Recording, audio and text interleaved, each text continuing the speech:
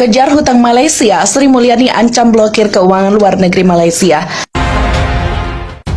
Pemerintah akan melakukan berbagai upaya untuk menagih hutang dana Malaysia dalam proyek infrastruktur. Menteri Keuangan Sri Mulyani menyampaikan bahwa hutang Malaysia tersebut diberikan lewat bank-bank yang ada namun dalam dekade ini bermasalah saat penagihan. Sri Mulyani menjelaskan penagihan hutang kepada pemerintah Malaysia masih akan dilakukan secara persuasif. Pemerintah pun mengharap Perdana Menteri yang bersangkutan berinisiatif untuk menyelesaikan utang tersebut.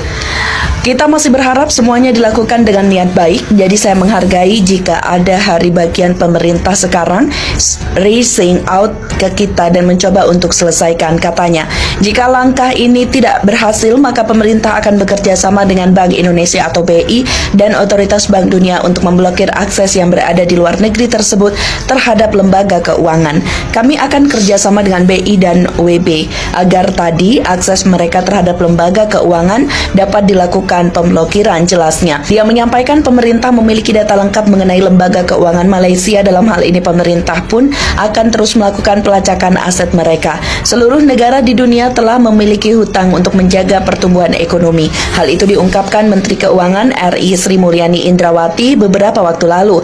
Ia mengatakan tak ada satupun negara di dunia yang tak memiliki hutang.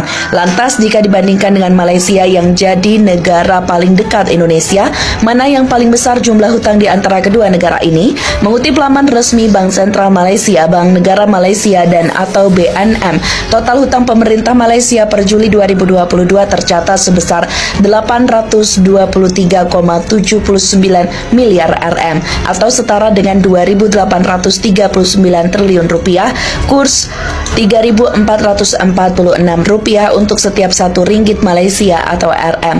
Jika dirinci keseluruhan utang pemerintah Malaysia ini terdiri dari 630,322 miliar RM berupa hutang domestik dan utang luar negeri RM 192,468 miliar. Pemerintah Malaysia lebih banyak melakukan porsi pinjaman domestik ketimbang hutang luar negeri.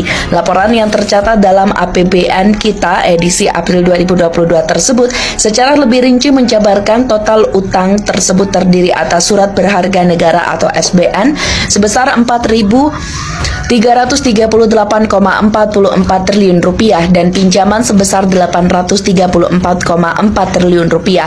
Lebih detailnya, total pemerintah dalam bentuk SBN yang mencapai 4.338,44 triliun rupiah terdiri dari SBN rupiah 3.112,15 triliun rupiah dan dalam bentuk valuta asing atau falas sebesar 1.226,29 triliun rupiah.